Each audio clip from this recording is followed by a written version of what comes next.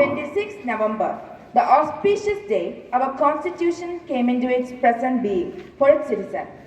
The Indian Constitution provides us with great intimacy and freedom. Today is marked very important in the history of post-revolutionary India.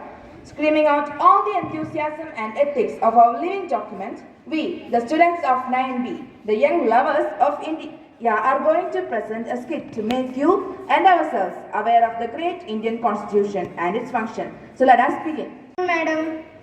Good afternoon, class. Sit down. Today, let us discuss Constitution. Have you ever heard Constitution?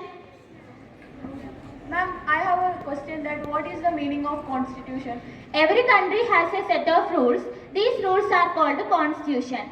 Our country also has the Constitution. Dr. B.R. Ambedkar is the architect of our Constitution. Does any of you know when was it adopted by the Constituent Assembly? It was adopted on 26 November 1949. Good. And it came to force on 26 January 1950 and our India became Republic. Our Constitution includes the fundamental rights. Can you say what are they?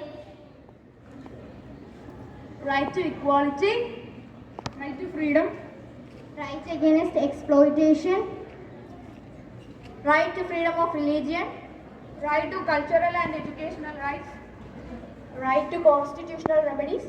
Good. Now we will read the preamble and conclude our class. Who can read the preamble? Yes, Janisha, come and read the preamble.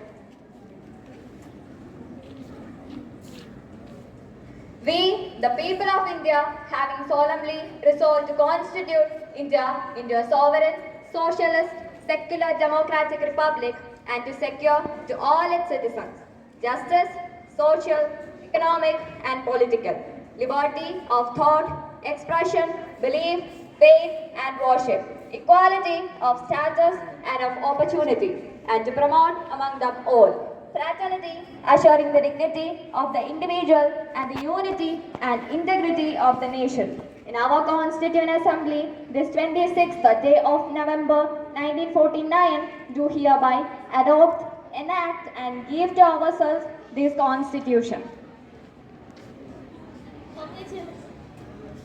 Okay, children, thank you.